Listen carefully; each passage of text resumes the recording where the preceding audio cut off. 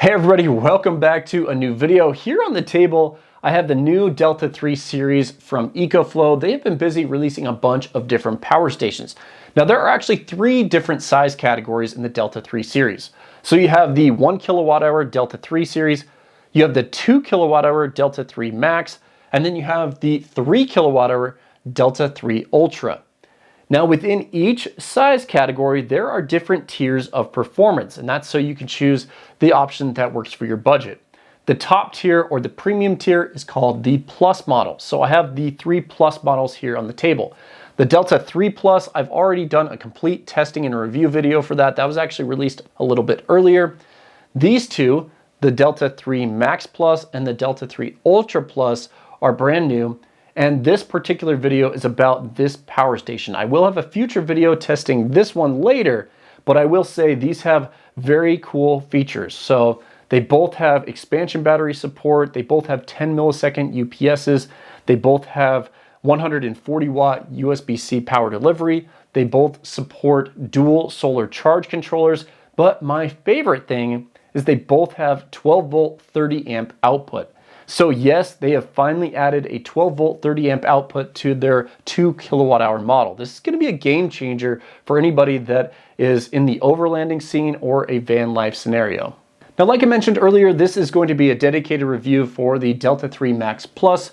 So let's briefly go through the specifications. So starting with the internal battery, it's a lithium iron phosphate battery rated at 2048 watt hours of capacity. And yes, this does support expansion batteries from EcoFlow.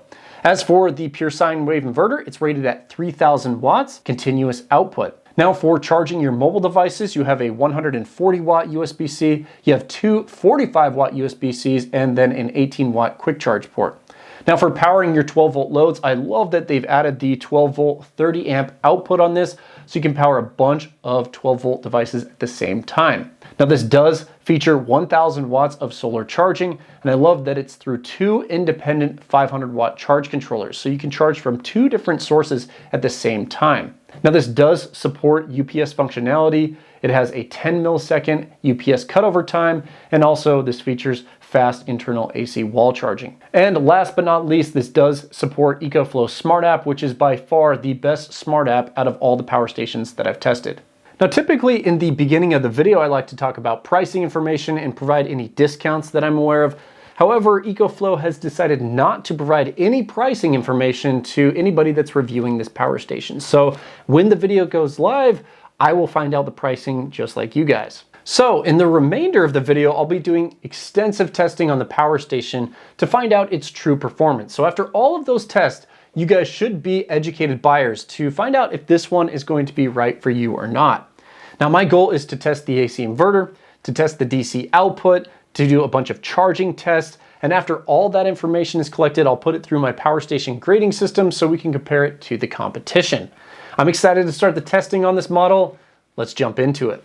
In my first test, I wanted to see if the power station could handle its maximum advertised load of 3000 watts for 15 minutes.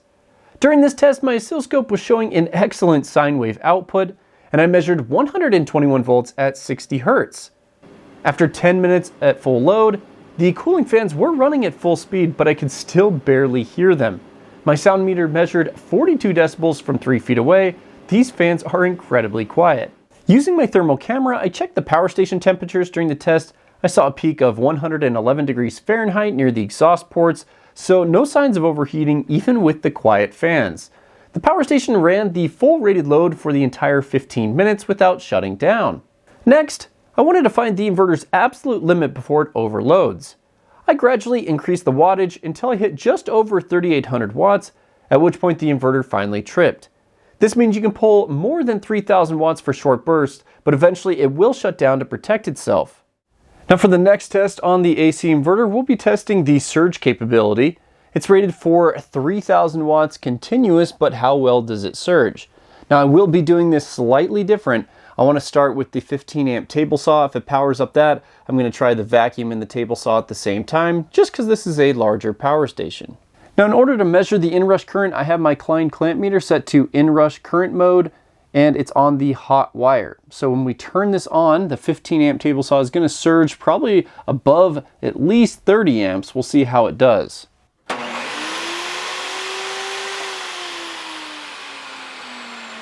Wow, that was actually very impressive. We're seeing 56.52 amps and it powered it up instantly. Now, since it passed that first test, I want to step it up by trying the 12 amp vacuum and the table saw at the same time. So we'll see what happens here. I've reset the meter, keep an eye on it. 3, 2. Okay, pretty interesting here. I've never seen this OL. I'm guessing this means it's overloaded, meaning the amperage went too high. I briefly saw over 50 amps on this, and I've successfully measured up to 60 amps with this inrush meter, so pretty interesting. The inverter and everything is still fine, and it powered up everything. It's just my meter doesn't appear to go over 60 amps. Crazy. Well, it definitely worked. Now, I was just curious, so I went and read the owner's manual for this clamp meter, and if you go into inrush mode setting and then you have the range button, you can see it changes the decimal place. So that is 600 amps, and this was 60 amps. I had it on the 60 amp setting, so we definitely pulled more than 60 amps. In the next test on the AC inverter, I want to verify if the power station has a floating ground or a bonded ground. So with the AC inverter enabled and the outlet tester plugged in, you can see that it does have an open or floating ground whenever it's not charging from the wall. Now, I've connected the charging cable to the power station, so you can see whenever it's charging or in UPS mode, it becomes grounded, so it picks up ground from the charging source. Next, we'll be testing the UPS cutover on the power station. It's advertised to be less than 10 milliseconds. So for the test, I have my desktop workstation, monitor, and studio lights all plugged into the AC inverter. This is charging from the wall, so it's currently in UPS mode, and I have my oscilloscope plugged into the inverter to track the cutover time. I'm going to disconnect wall charging to simulate a power outage, and then we can measure the actual cutover time. So testing the first UPS cutover in 3, 2, 1. Now on the screen, you'll see the recorded cutover time. This flat line is where the power cut out, and between these two cursors measures 7.9 milliseconds. So this performs just as advertised. Remember, it's rated for under 10 milliseconds. Now, as you can see, the computer is still running from the first test, so that's excellent. Let's do a couple more just to make sure. So second UPS test in 3, 2, 1. Third and final UPS test in 3, 2, 1. So after 3 UPS tests, the computer is still running, so that's definitely a pass. I ran a full discharge test with the resistive load until the battery was empty, and I measured 1,740 watt hours of usable capacity. Now that's 84.9% of the advertised capacity, which was right under my goal of 85%. Now just FYI, I did multiple discharge tests, and this was the best result. The other ones were slightly less. Now I also completed an additional capacity test with an EcoFlow expansion battery connected for a total of 4,096 watt hours. When the power station inverter shut off, I measured 3,610 watt hours, or about 88% of the rated capacity. So you do get an improvement in capacity using their expansion battery, and this would definitely help extend run times on the power station. What about idle power draw with the inverter left on? Starting from a full charge, I left the inverter on for a little more than 12 hours. The state of charge dropped to 87%, a loss of 13% over 12 hours, or about 1% per hour. Now that's an excellent result for this test, especially with such a large inverter. Does the inverter produce interference? Using a dirty electricity meter, I measured only 830 millivolts of EMI, which is actually below average.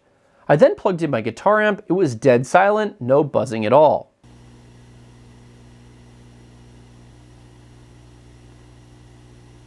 For my last AC inverter test, I wanted to see how long the power station could keep my basement refrigerator running during an outage.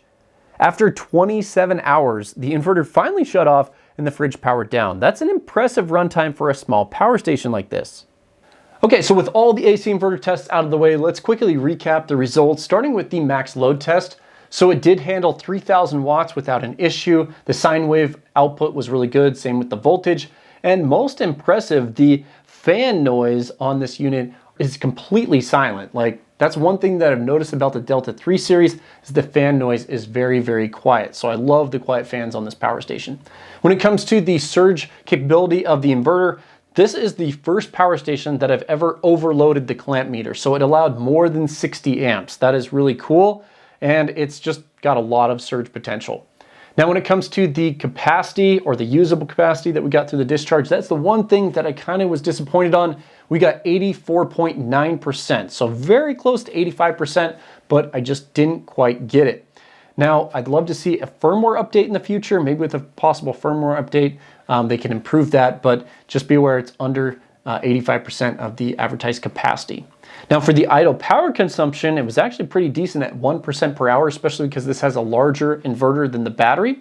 So still very good there. And for the actual UPS cutover, 7.9 milliseconds. So definitely under the advertised speed of 10 milliseconds, and that's plenty fast for your sensitive devices. Okay, so now we're gonna test the DC output on the power station. Now I'm really excited to do these tests because they've added the new 12 volt, 30 amp output to this model. Now I flipped the power station around to the back so you guys can see the DC output ports. They are behind this flap, and I love that the flap just tucks in like that. To turn on the DC output, you press this button here. Now you have two different options. You have a 12 volt cigarette port rated at 10 amps, and then you have a 30 amp Anderson power pole. Now just be aware, these are in a vertical alignment. Most power poles are aligned side by side, so you will have to slide them apart and then align them to meet up like this. Now I've connected my 1500 watt electronic load to the 12 volt socket. We are seeing 12.86 volts output, which is the regulated output for the 12 volt socket.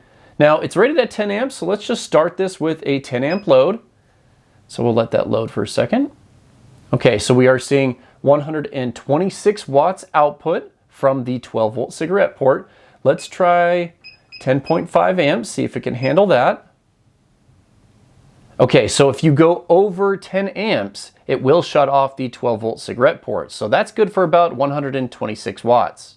Okay, so now I've connected to the 30 amp output. We are getting the same voltage at 12.86 volts. I've set up a 25 amp load, so let's go ahead and turn that on. Okay, so after a couple seconds, we are seeing 315 watts coming from the power station. So let's step it up to 30 amps. Okay, 377 watts. That is awesome. Let's see if it'll go above 30 amps. Let's try 31 amps. So 31.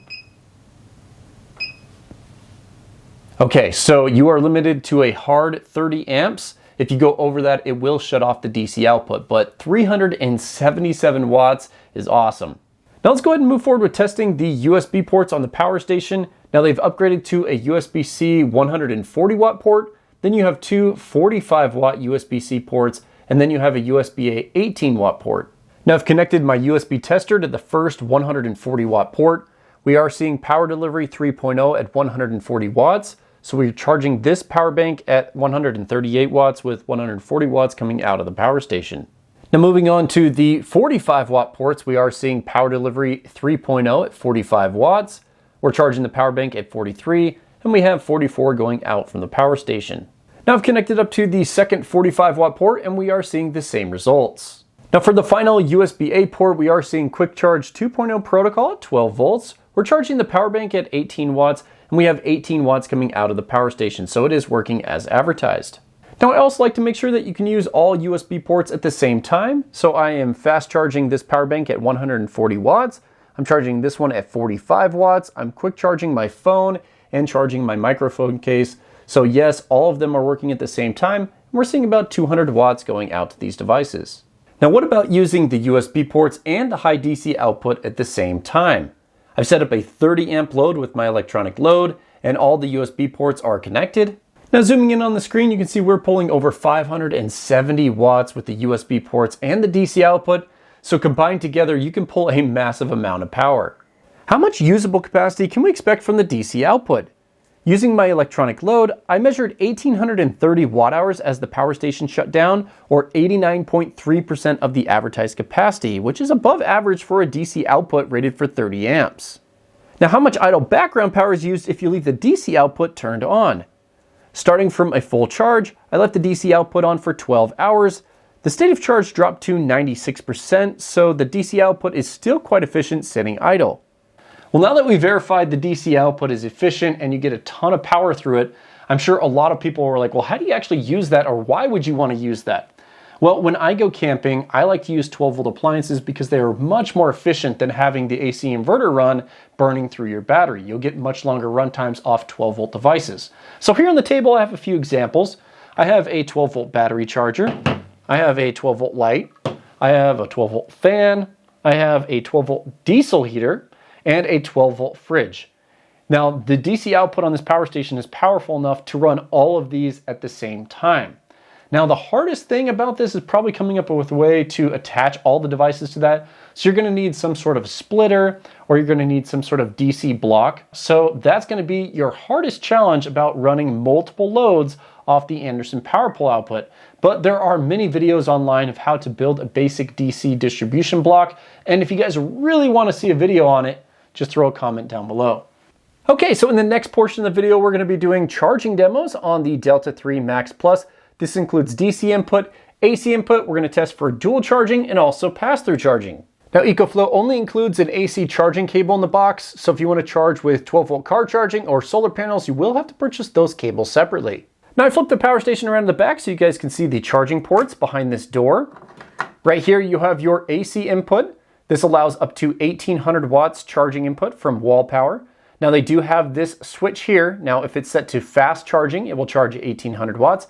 If you set it to the adjust speed, you can go in the Smart app and adjust the charging speed anywhere between 200 and 1800 watts. Now right here you have two separate solar charge controllers.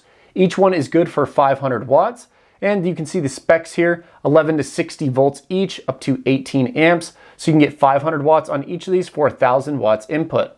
Now let's go ahead and do some charging demos with AC input. I have the power station set to the adjustable charging speed. And in the Smart app, you can fully adjust it in 100 watt increments. So you have that up on the screen there to see.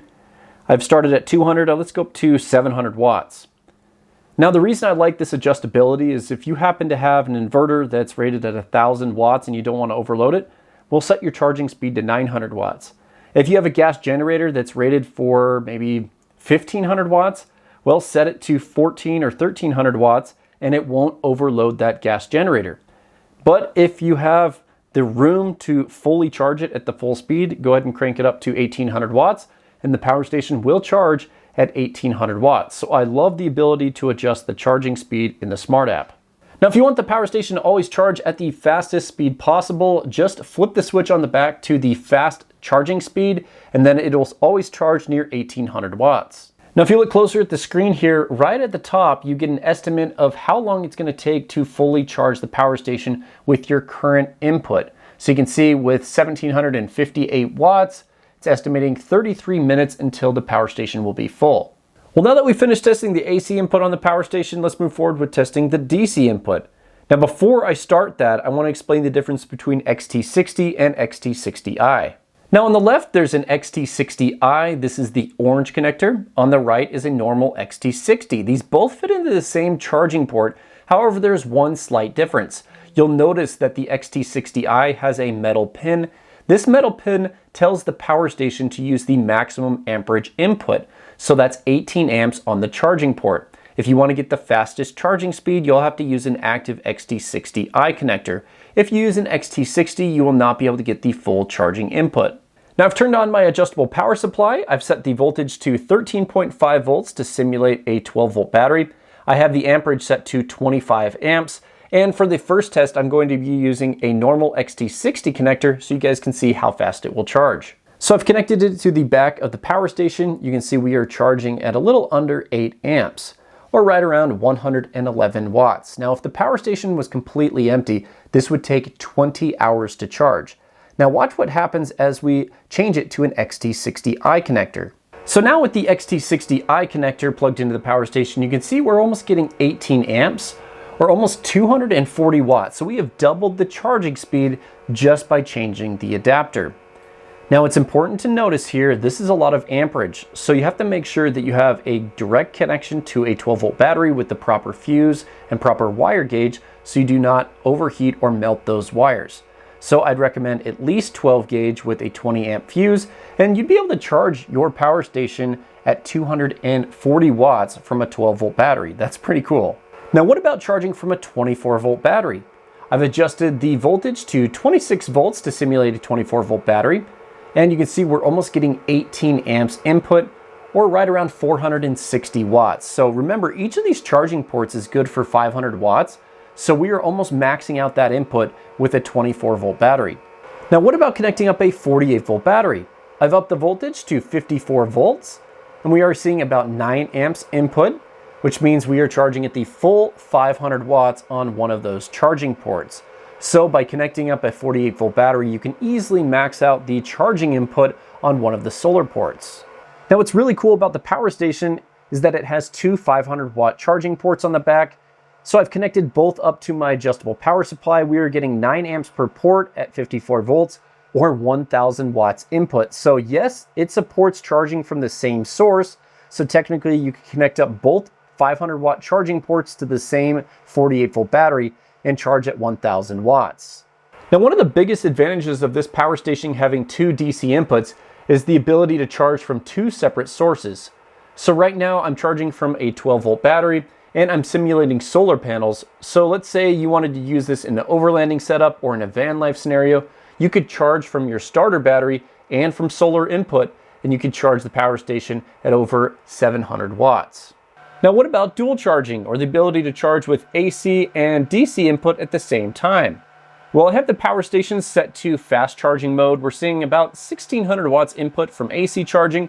I also have my adjustable power supply set to 54 volts and 20 amps. You see we're seeing a little bit over 18 amps. So we are charging the power station with dual input right now at over 2650 watts. So yes, this does support dual charging for the fastest charging input. Now, moving on to the next test, what about pass-through charging, or the ability to have the AC inverter, USB ports, and DC output all enabled while AC charging? Now, if we look closer at the screen here, you can see the input from AC charging is 1746 watts, and the output is 479 watts. That's through the AC inverter, USB ports, and DC output. So it is allowing pass-through charging. Now, typically when you are pass-through charging, you do not want to go over 1800 watts. But for this test, I want to see what happens. I have this 1500 watt heater and this 500 watt heater. I'm going to turn on the 1500 watt heater, and we're going to see if the AC inverter shuts off, or we're going to see if it stops AC charging. So let's go ahead and turn this on. Watch the input here, watch this output. Okay, look at that. So the output is high, but the input is not going over 1800 watts. So this is perfect for pass-through charging. No matter if you pull a high amount of power, it does not shut off the AC inverter, and it does not stop AC charging. Now, what about AC charging efficiency? Starting from empty, I tracked the energy consumption with an inline watt meter as the power station charged. It took 2380 watt hours to fully charge the 2048 watt hour battery, which works out to be about 86% efficient. Okay, so let's go ahead and move forward with solar testing on the Delta 3 Max Plus. Now, all year, guys, I've been looking for solar panels that work perfect on a 60 volt power station. And guess what? I think I have found them. You guys have seen these in previous videos, but these are the Calson 200 watt TopCon bifacial solar panels. And when you combine two of them together in series, they get super close to 60 volts. And so I have right here a 1200 watt array. Now, first we're going to be testing with just 800 watts to see how that does, and then we'll overpanel it with 1200 watts. Now, the solar conditions for testing today are excellent. We just have a little bit of haze. It's fairly clear. It's midday, right around 75 degrees. So there are a total of 6 of these 200 watt solar panels, and I have sets of 2 wired together in series, so 2S. So these 2 are wired in series, these 2 are wired in series, and then these 2 are wired in series, and basically I have their own wires coming off each one to go into the shed. So 3 wires total. So for our first test, I'm only going to be testing with 800 watts. So I have one 400 watt array plugged into one charging port and the other 400 watt array plugged into the second charging port. And guys, take a look at this. This is why I love these solar panels. We have 800 watts of solar panels connected up, and we are getting 835 watts actual production. So we are getting over the rated power for these solar panels. So for that first test, I had these 2 solar panels connected up to one port, and then I had these 2 solar panels connected up to one port. Now, if you are looking for an affordable, small format glass solar panel. These put out excellent power, as you can see, and they are priced excellent. I will include a video where I tested these down in the video description. Now in the next test, I want to try to max out the charge controllers at 1000 watts, and I'm going to do that by connecting each one of these 400 watt arrays together in parallel to make a large 1200 watt array. Now this works on the Delta 3 Max Plus because the charging ports accept charging from the same source. So what I've done here is I have each one of those solar arrays connected together in parallel, so positive to positive, negative to negative, and then I just have a splitter to go into both of the charging ports. Now if we zoom in on the power station screen, you can see we are charging at over 1000 watts. Now we are over paneling the power station, meaning that we have 1200 watts available in our solar array, but the power station only allows 1000 watts. So we can actually get 1000 watts throughout a wider time frame in the day. And so this is a benefit to having slightly more solar panels. Now the power station will limit the amperage just fine. This does not damage the power station. In my final solar test, I wanted to have 400 watts of solar connected to the power station overnight. In the morning, as soon as sunlight hit the solar panels, the power station automatically began charging with no issues at all. I also tested having the power station turned off. I plugged in solar panels, which turned on the power station, and it did start charging automatically. So solar panels do wake up the power station. Well, now that I've finished all the testing on the power station, I briefly want to go through the Smart app, all the new features that are available. I mentioned in the beginning of the video that EcoFlow has one of the best Smart apps for power stations, and you'll see why here. Let's just go into the settings. Now at the top, you just have basic stuff, rename the power station, you can turn off the beep, auto timeout settings for the inverter, the screen, the actual device. You can set up Wi-Fi so you can manage this remotely, which is really cool. So if you're away from home, you can turn it on and off, see what the state of charge is. Now for the input settings, the AC charging speed, we've already covered this. The car charging current we didn't talk about. Basically, if you're charging at 12 volts, or even with solar, you can adjust the amperage if you want. So if you're using a normal XT60, you can go anywhere from 4 amps all the way up to 8 amps on both of those charging ports. Now, if you have a smart generator from EcoFlow, you can adjust the auto start and stop settings in that setting. I don't have that, so it's not configured. Now for the output settings, this is where it gets really interesting. X-Boost is where you can enable this if you want to run a purely resistive load and you want to go over 3000 watts. It'll actually drop down the inverter voltage to run those resistive loads. Now, I wouldn't recommend using this very often. Most people aren't going to be running just purely resistive loads, so that's why I have it disabled. Now, the output port memory is really cool. If the power station dies and you had the AC inverter on or the DC output on, if the power station dies and starts recharging, it will re-enable those ports. It'll remember the kind of the output port status you had before the power station died. So I love that setting. It's great if you wanted to use this as a UPS, it would automatically turn the AC inverter back on. Now the AC output protection is pretty interesting as well. You can come in here and you can select a channel. So this side is AC1 and this side is AC2.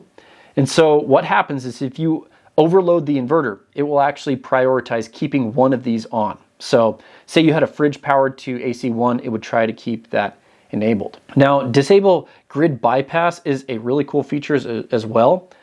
Basically what this is going to do is if you're charging from a not so clean or a dirty AC source, what it's going to do is if you have this enabled, it's going to only charge the battery with that, and then it's going to use the power station inverter to power the load, so you have much cleaner power. So if you want a good voltage output, you want to make sure that your power is clean and you're charging from a source that isn't, you can enable this setting.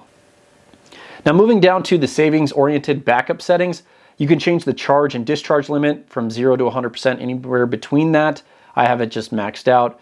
Now operating mode is pretty cool. If you have this enabled, which I do, I have it set to self-powered mode. What it's going to do is if you have AC power connected and solar connected, it is going to prioritize solar all the way until the power station gets down to 20%, and then it will start AC charging the power station. So you can move this anywhere you want, but I always have a priority to charge with solar first, so that's what I have set on the power station. Now below that, you have these scheduled tasks. I don't have a ton of experience with these, but basically you can set the AC charging to start at a certain time, so if you have a time of use plan, or you can have the AC inverter enable and start discharging at a certain time. It's really, really cool. I've never seen a power station with these type of tasks you can schedule. Going down to the emergency settings, Storm Guard is pretty interesting as well. If you enable this and you're in an area that has an emergency notification, the power station will start AC charging and make sure it's full.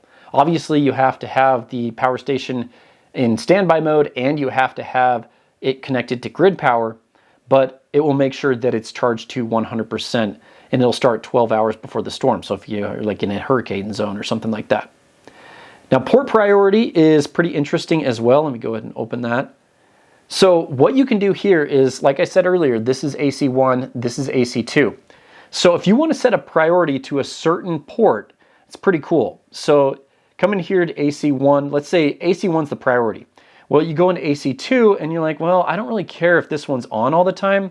And you can basically set this to shut off at a certain state of charge. So let's say we set this to shut off at 20% state of charge. That means it's going to give priority to the stuff that's plugged into AC1. So let's say you had a fridge plugged into AC1, then it's going to, run these devices all the way down to 0%, but it's going to shut off these devices that are plugged in this side to save on power. Just kind of really cool to go through these settings and see all the potential here. Now, right below that, you just have your basic other settings. So firmware updates, the help center, you can go in here and see frequently asked questions about the model. And then you can actually contact customer support within the Smart app, which is awesome. You can then look at the actual specifications, which is really cool, like to be able to go through and just verify to make sure you're running everything as designed, you're not overloading it. You can see the technical parameters for the solar and all that stuff. And then at the bottom, you have the option to power off the power station remotely. If you just know you're not going to use it, you can power it off. Just be aware, you can't turn it back on if you turn it off there. And then if you're going to sell the power station or get rid of it, you want to unbind it from the Smart app. Now, what about the build quality of the power station? Well, it feels extremely solid. I like the sleek design. It feels really modern. I like that the AC inverter is on the front with the display, and then I like that they have the charging ports and the DC output on the back.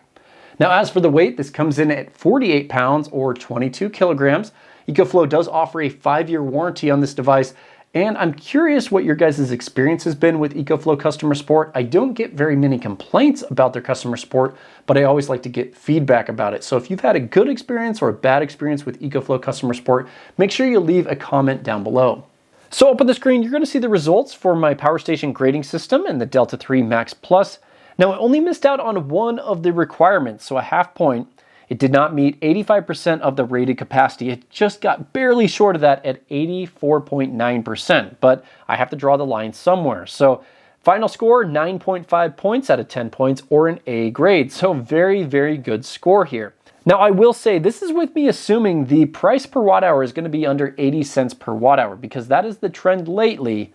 So we'll see what the price actually comes out to be. Now, if it's not that, I'll update the grading sheet. Now, as for the pricing, I will update in a pinned comment and in the video description once the video goes live and I know the pricing information. So we'll just have to find out the pricing information together. Now, when this is compared to the competition, this is an excellent power station. It offers everything that I'd want in a 2 kilowatt hour model. And I especially love that they've added the 12 volt 30 amp output. I've been asking them to add that for a long time. So if you're looking for a power station in the 2 kilowatt hour area, I would definitely recommend looking at this as one of your options. Now guys, thank you so much for supporting the channel and sticking around to the end of the video. I know these are long videos, and a special thanks to EcoFlow for sending out the power station for me to test so you guys can see its actual performance. Now remember, I will be doing a future review on the Delta 3 Ultra Plus. It's a complicated name, but I will be doing a video on that one as well. It's the 3 kilowatt hour model from this one, which basically has an upgraded charge controller and upgraded battery, and it does have the same DC output. But yeah, it's just a bigger power station with a lot of the same features. I'll recommend a couple other videos that you can check out. Thanks for watching. Hopefully we'll see you guys in the next one.